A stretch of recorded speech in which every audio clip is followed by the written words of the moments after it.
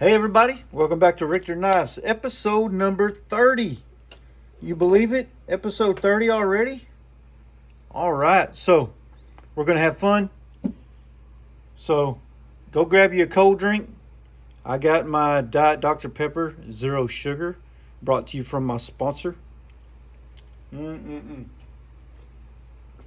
And then when I make a video on knives,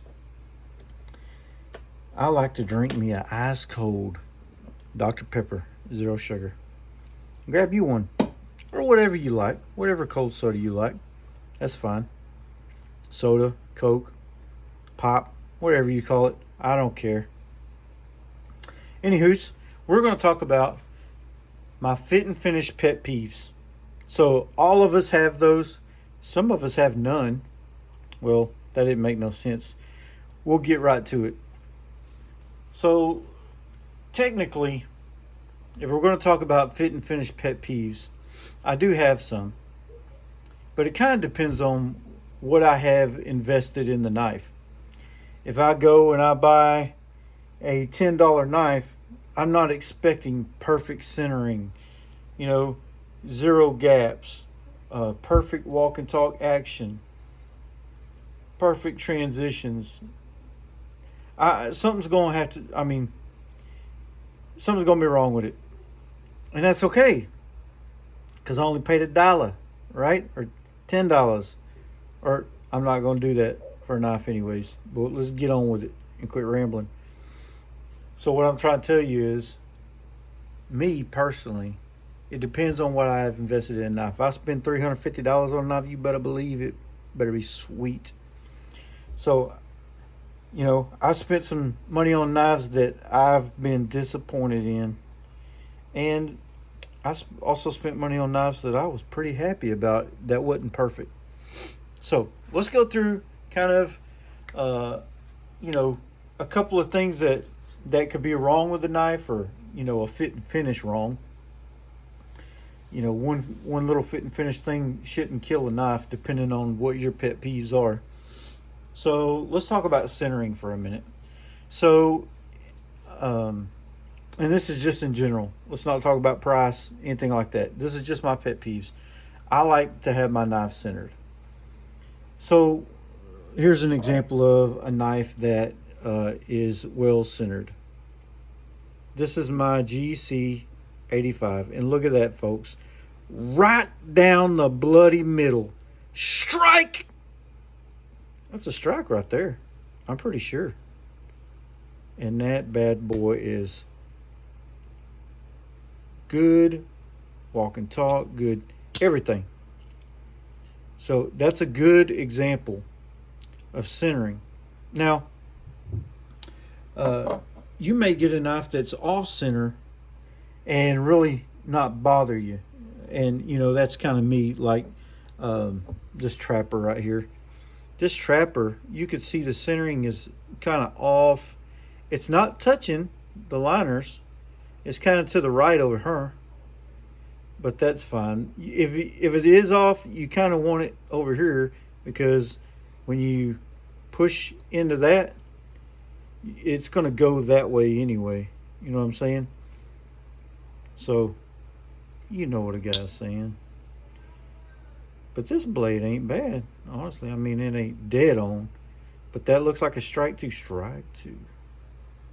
Anyways, centering. Centering is a big deal to me. I think that might be the first thing I look at on a pocket knife, is the centering. I take it out of the box or tube or whatever it is, or the baggie or whatever it comes in the box, and I think that's the first thing I look at, just on the top of my mind. Is it centered? Because I cannot stand for a blade to be touching the liner. That's too far for me. If it's touching the liner, it's too far. I don't want it. And I've actually went to hardware department stores, looked at knives, and went through box after box after box, and all of them were touching the crazy liner, and it drove me insane. And I would just not buy one.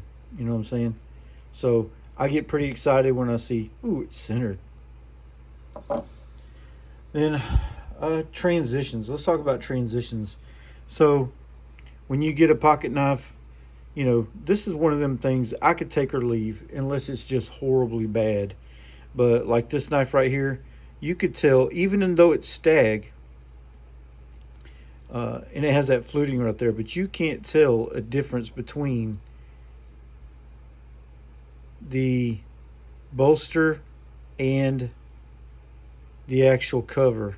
And even right here, where you could tell that this stag is deeper than this right here, look what they've done. They've pinched it down so it's not any kind of transition there. It's like that's dead on. That's how you do it. GC's got their stuff down. You know what I'm saying? I mean, not every one of them, but for the most part. And this dude's center too. But transitions from the bolster to here, from the back spade or back spring to the liners to the covers. That's what I like to see. You know what I'm saying? And I've got some that aren't that way, but I mean, if it's not bad, it's not going to bother me that bad. Gaps. Now, these do bother me. If it's like a gaping hole in the pocket knife, let's look at this trapper. Case is kind of notorious for this, and y'all know I love Case, and I'm not digging on Case, but and I've got some nice Case too that don't have a single gap. So let me just show you this one.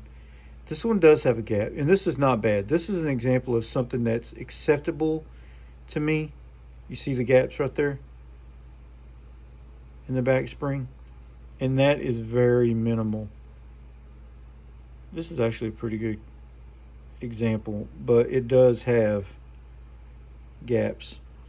Now if you open the blades up and you look through and you see light, hold it up to the sun, you see light, I just don't want it to be gaping. You know what I'm saying?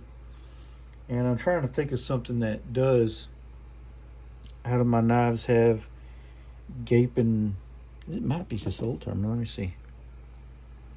Nope, it ain't that. I can't think of something that has really bad gaps. Usually I try not to get something like that. There's this one might, I think, maybe. Yeah, there's a gap here. But, I mean, that's forgivable. That's not bad at all. Let me wipe that down. That's terrible. Hey, y'all, I use my knives. Just saying. I didn't sit here and polish them all up before we done this. But, yeah, you see a gap right there. But, I mean, look at that. That's not terrible. That's not something I'm going to scream about. You know what I'm saying? That's just not something I'm going to scream about. Boy, I need to wipe these old boys down. Why didn't you tell me? You were right here. What else? You know, blade play, rock lock. That drives me bloody insane. Blade play. Let's talk about blade play for a second.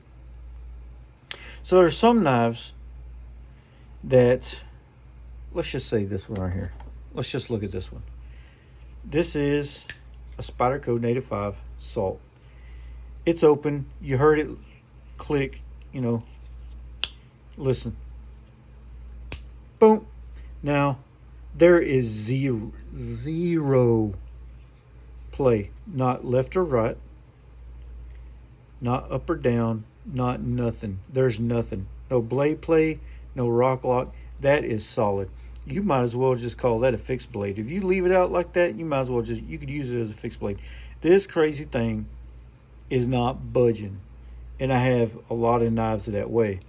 Here's, you know, an example of something that does have a little bit of blade play. This 72. But I will say this. It doesn't kill it for me. Most of the time it does. But on this particular knife, it's very, very minimal.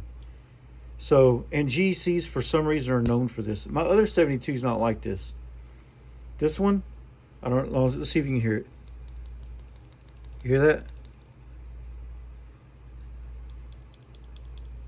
It has just the slightest. I wish I could show you. My camera's not gonna.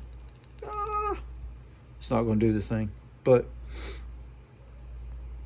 this is it's acceptable to me. You really, unless you sit here and do this, you can't really. It's not noticeable. I've never used this and thought, "Daggum, blade play." I haven't. Matter of fact, it's so minimal that, and like I said, unless I just shake this thing like this, I can't. You know, it's not going to bother me at all. But that a normal knife with blade play like that would just drive me utterly insane. I couldn't connect to it, and that's a big thing about this is connecting to your knife. So, rock, Saint Rock. I said that backwards. I sound like I was about to sing a rock and roll song. I don't know what I'm saying. Y'all know how I get. Anyways, proud tips. Let's look at a proud tip. I have one. I just noticed it like day before yesterday, but I was carrying this knife. And if you'll look there, you'll see the tip is proud. And, come on, focus, feller. It's hard to see. See it? Are you looking? Yep. It's a little proud. So what you do in that situation is you either deal with it, which I don't like dealing with it, or you fix it. There's a way to fix it. Super simple. You just take this kick right here and file it down. This is what touches that spring and makes it sit in that blade wheel. And whenever you hear a snap, it's actually that kick right there, not the blade, that's snapping. That's what you hear. When you bring this down, and don't go crazy and ruin the whole knife. You've got to, file it, check, file it, check. And it doesn't need much. This one right here is just barely proud. I can catch my finger though. I feel it. So I'll fix that. That's not going to be a big deal. I'll show you one that I did fix. This one I carried for years and years and years and years. When I was a youngin'. And you could tell that these blades have been used. And then once I used them again. And then I used them again. And then I used them. Look, that was a long time ago. Before I knew about blade conservation. But now I'm all into save a blade, right? There's horrible fit and finish happening going on here. Anywho, these, I actually took the kick and filed them down. See, right there, you could tell where it's kind of shine later. Shine. Anywho, I had to take that down because the whole reason I retired this is because the blade was sticking up like that. And, it was just dangerous. So I retired it. That's another story. Let's talk about proud pins. So I'll show you one that is ideal. This one to me is ideal as far as pins go. Look how flush those things are. Well, you see that? You can't even tell there's a pin there. If you close your eyes, you couldn't find them. That's how they are. Nice. Case did a great job on that. Now, let me show you one that's proud, although it's kind of meant to be that way. These are, I believe, what you called spun. Yeah. So they're meant to be proud. I mean, this one here is not proud. This one is not proud. That is very flush. Although it doesn't look that way, you can't feel that. You can't catch a nail on it. It's just brass against, I believe, nickel silver. Maybe nickel silver. I'm not a metallurgist. I don't know. I'm not a scientist. So there's that. Proud pins. I think it was meant to be that way, but they look nice. That don't bother me at all. You know what I'm saying? Let's see. Shield fitment. Now, you want to see a good shield fitment? It's this bad boy. How did they even do that? How do you even make it that sweet? You can't tell. It's there if you closed your eyes. Blind folks wouldn't even know that there was a shield there. You know what I'm saying? But you go back and look at this, and I've always wondered, and maybe some of you folks can tell me down in the comments, and excuse my hands again. I always have dirty hands. I've been working today on cars. Y'all forgive me. Cars, leather dye, whatever it is. Anyways, what I was saying is, I've always wondered about GC and these pins, how they'll be so far deep into there. They put so much attention into every other thing, but that I always wondered about that. They get a pretty big pass for that.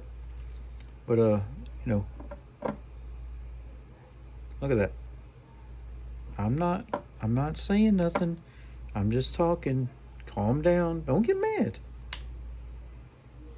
Good night. Look how sexy that blade is. Good night. We ain't talking about the blades though. I started getting distracted. Let's talk about blade rub, because that's one thing I do not like is blade rub.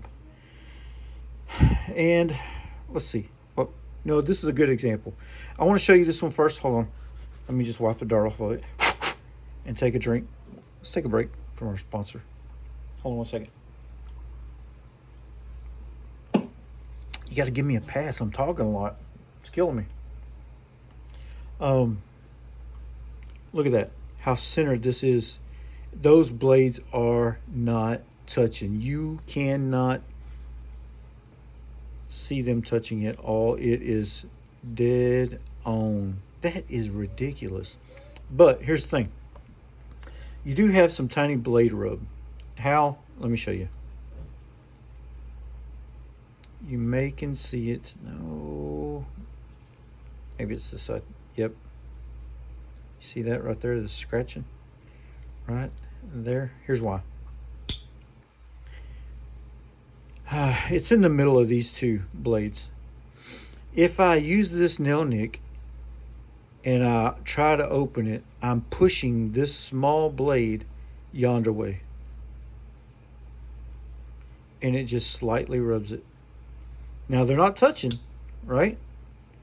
But when I push it that way, which is almost the only way to open it, unless I do this and open this blade and then push this blade open, then I'm all right. You know what I'm saying? I ain't doing anything. But that's a lot of steps to take. So here's what I do. I don't use these little blades for nothing on this knife in particular. I like this blade. And I mean, if I had to, I'd use one of these, but I don't think I'd go to all the trouble of not scratching my knife. Listen, listen, listen. Shh, shh, listen. Bam! Okay. On to the next. Let's talk about uneven grinds. And I don't see a lot of this. I've seen it before, but here's an uneven grind. Or, how do you say this? This is the otter. And I love this otter, but it does have some fit and finish issues. This is a fit and finish issue. See this, how large this side is and this side is of the bolster? Then look at that. It's even more noticeable this way. See the covers? It's yeah. Anywho, let's talk about the grind. I want you to see the blade. See how it comes to a curve right here, because the grind on the actual blade, they ground more on this side of the blade than they did this one. And it's hard to tell until, oh Lord, I'm not going to catch it on camera, am I? Until you look at the, you got to look hard to see it. But trust me, it almost looks curved because of it. See what I'm saying? You could especially tell when you shut it, and you notice it's center right down here, and then when you get to the end, see that? Yeah, it looks like it's not centered. It actually is centered, but the grind is, I have a word problem right now.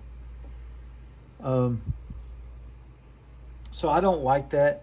I kind of live with that. That to me is, it just, I mean, it doesn't really add character to it, but that knife has so much character that I'm going to like it either way. It's not a $300 knife. It's something I use, and it's not horrible. You know what I'm saying? So, uh, let's talk about bad sharpening. Now, this blows my mind. Don't get your feelings hurt if you're a fanboy, but Case and GEC do a terrible job of sharpening. Now, sometimes I'll get a case that's like screaming, but the crazy edges. No, here, let me help you. Hold on. Well, I was going to show you this, but I'll sharpen this. So it's kind of good. Darn. What can I show you? Let's see. Let's see. Let me think. Just calm down for a minute while I think about this.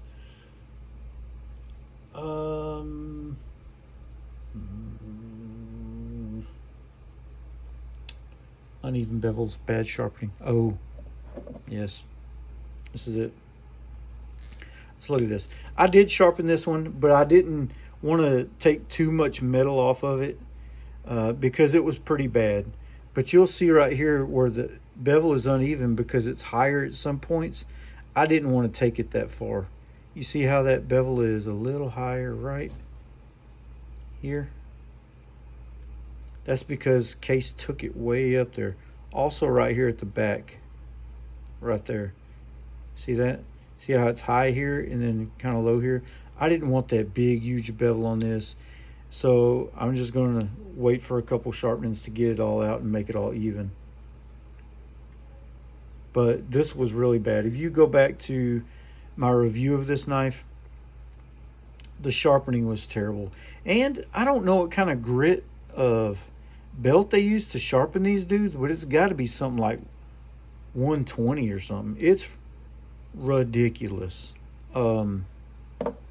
It's ridiculous.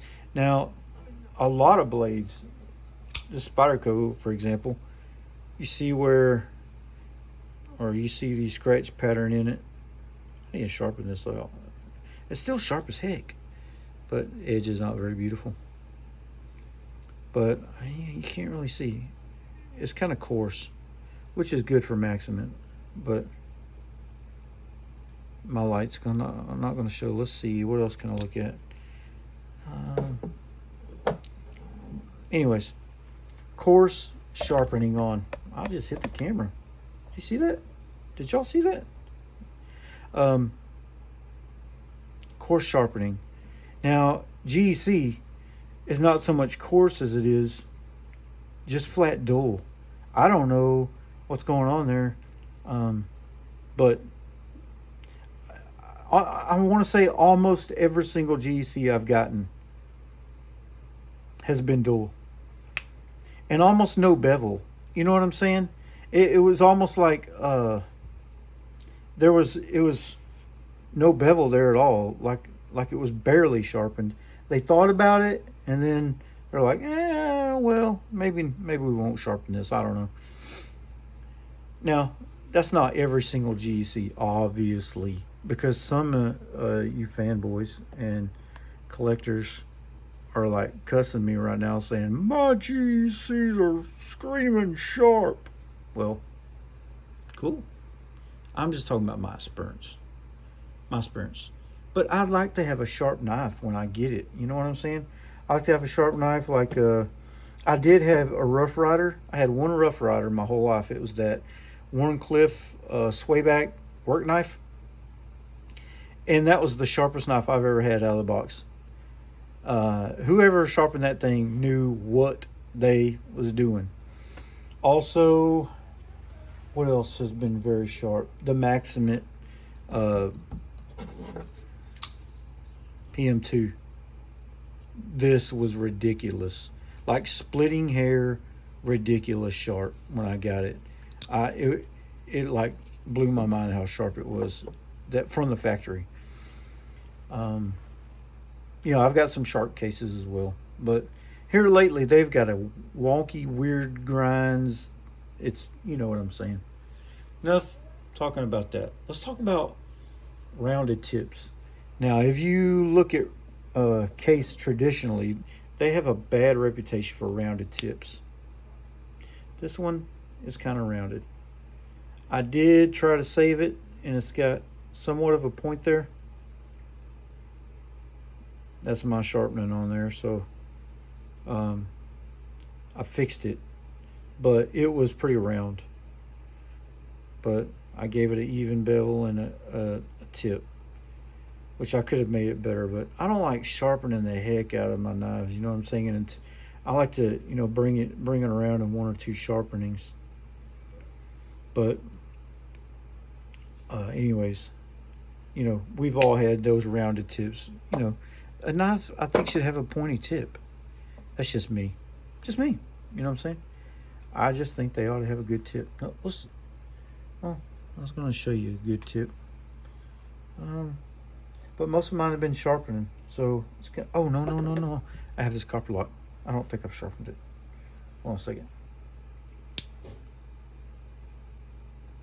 Okay, this is, I don't know if that's factory or not. I can't remember. Just look at the tip on that bad boy. That's like a needle. But I might have sharpened it. I bet you I did. I could tell I sharpened it because I'm looking at the edge. See? Looked at it.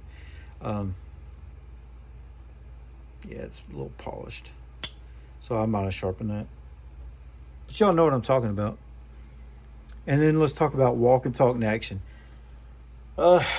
Whenever I get a knife, I want to hear the walk and talk.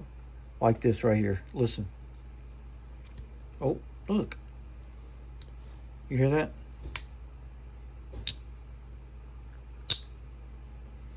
That walk and talk. Just like that. Now, I believe a lot of mine have really good walk and talk. This 85 has good walk and talk.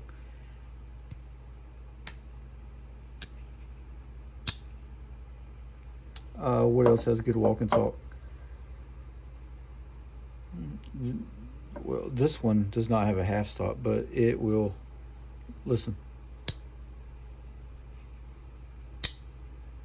Yeah. And then this 78 is pretty sweet sounding. I wish I had a microphone so y'all could actually hear that. You may hear it very well, but I don't know if it's going to pick it up. We'll see. Oh, my OCD. Hold on. Golly, it's killing me now. Anywho, walk and talk is a big deal to me. I want to hear it.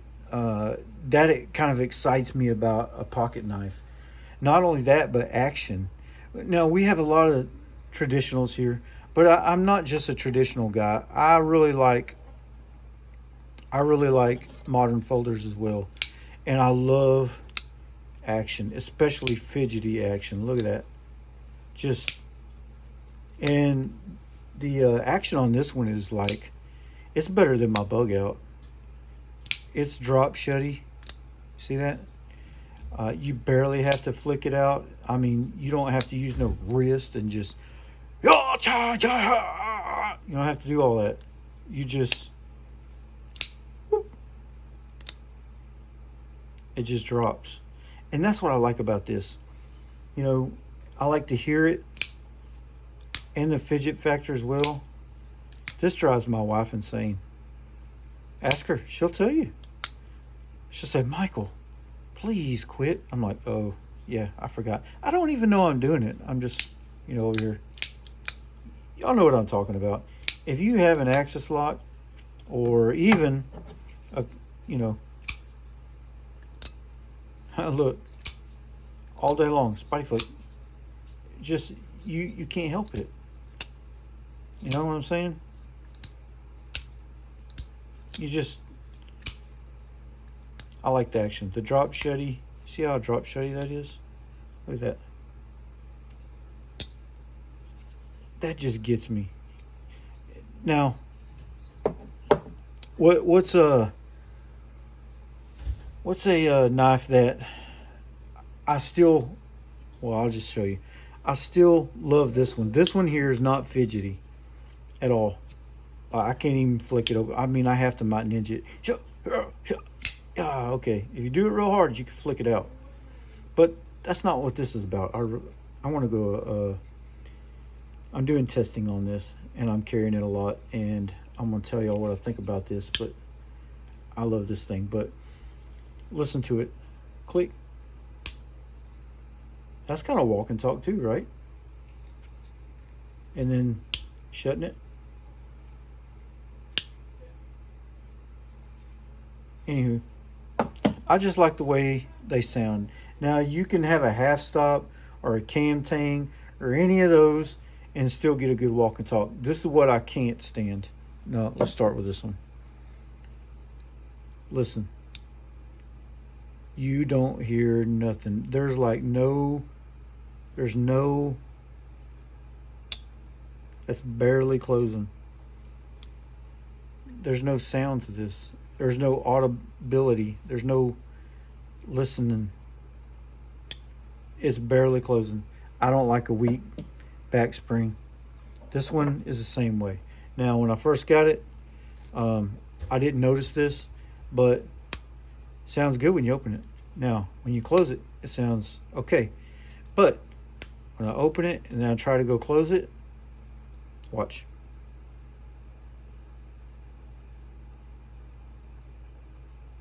See, this is too far right here. You can already tell right now. This is too far. Look at that. I'm going to send that back to case. I'm going to send them on. I'm going to send it back. That to me is dangerous. I could just shut this thing and put it in my pocket. Look at that. It'll still cut me. It still hasn't shut. I have to push it shut. I don't like that. That to me has pushed this one over the edge. So we want to talk about fit and finish pet peeves. Here we go. This knife right here, whoop, dropped it and shook the camera. Earthquake, right? But this one right here, I've showed you before, that wonky slant thing here at the end, and being able to see, that kind of bothers me.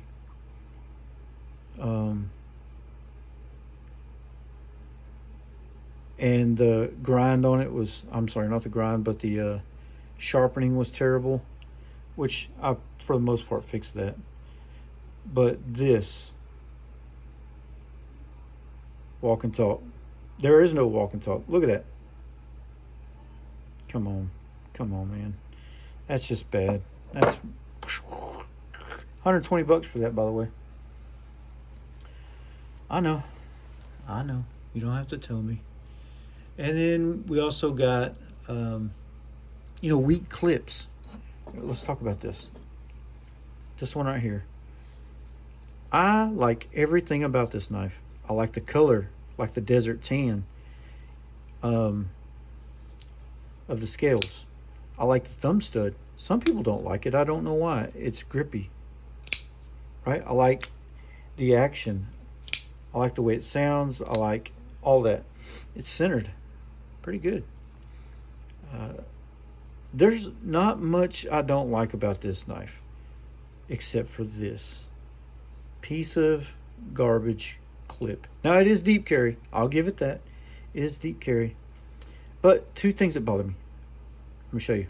Number one, see those screws? They catch on my jeans. Why? Why? I don't understand why they gotta do it like that. And then another thing is, look, this is the weakest pocket clip. No, I ain't gonna say the weakest, because if you go look at Case's pocket clips, they are junk. I don't know how y'all even carry them. They're bendy. And once they bend, they don't have any memory. At least this one does have memory. It goes right back. But I've had to take many a case clips off for folks and bend them back and put them back on. They're terrible. They need to do something about that. And I don't know how their modern folders are. Their new modern folders, but their slip joint clips, them chrome polished pieces of junk, they're ridiculous. They need to do something about that. But I like to have a good pocket clip. This one here is a Lynch Northwest pocket clip, and it is there. I can barely even bend that one. But you got to put it in your pocket and it whoop, right in there. Deep carry. The screws do not mess with me. And I just, I like that pocket clip. Also like, hold on.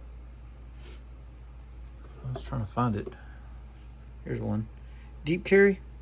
I put the deep carry bug out clip on my mini Griptilian because, I like this clip. This clip is just sweet. Here's my bug out. But that is probably my favorite pocket clip. It's a race. This Lynch one is pretty good. But you're not gonna, sit there and bend that one to death. This one does have memory. I've never seen one bend out. Now, it could probably happen. I don't know. I have never seen it, but I've carried a bug out in a Griptilian for a long time. I've carried a 940 for a long time. I've used these clips, and I really like them. So, y'all may have different experiences.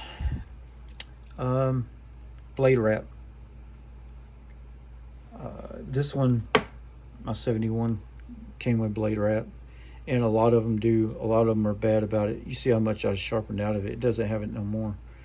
But almost the belly's almost gone now. I've used this for so long and sharpened it so much. But it had blade wrap.